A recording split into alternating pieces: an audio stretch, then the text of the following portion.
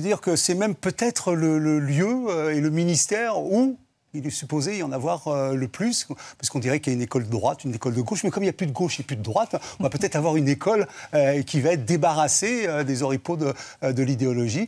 Le pragmatisme, si ça a de l'efficacité, je pense que ça conviendra à tout le monde. Il y a un sujet sensible dès qu'on parle de l'école, et il en a parlé, Jean-Michel Blanquer, c'est l'amour. L'amour du pays à travers l'enseignement de ce qu'on appelle le roman national. Alors un certain nombre d'enseignants sont contre la promotion de ce roman national. Qu'est-ce que vous en pensez? Mais il n'y a pas à être pour ou contre la promotion du roman national, il y a toujours un roman national. L'histoire est faite de romans nationaux successifs, c'est-à-dire que le politique a tendance à s'emparer de l'histoire pour aller dans le sens de ce qui... Bon, donc là aussi on reviendrait à de l'idéologie. Le roman national, c'est toujours celui des autres, c'est-à-dire que quand on le critique, c'est parce qu'il ne correspond pas à ce... Moi j'ai écrit un livre d'histoire justement qui était basé sur cette iconographie qu'on avait quand on était enfant, avec des héros, voilà, et puis des grandes batailles et des grandes dates.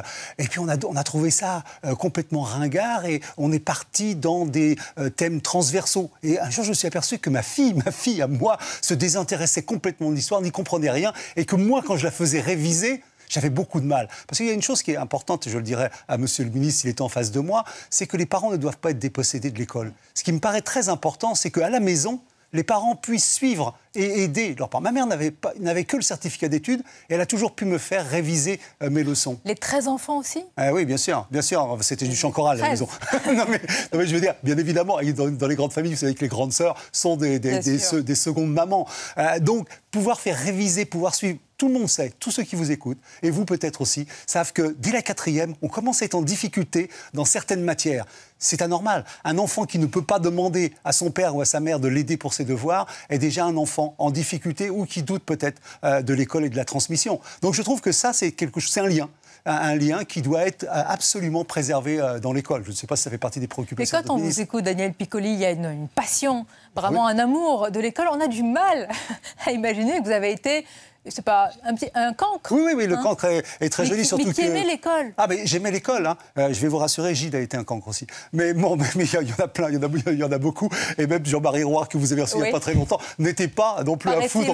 Voilà. Donc ce terme est un terme romanesque et romantique pour désigner quelqu'un qui... Vous n'avez pas mal vécu l'école, malgré peut-être de mauvaises notes. Vous l'avez aimé, cette école-là? Oui, parce que j'avais en face de moi ces fameux hussards noirs qui aimaient l'école. On avait en face de nous des gens qui nous aimaient. Et je dis souvent à mes élèves, l'école, c'est le dernier lieu où vous allez être caloté avec amour.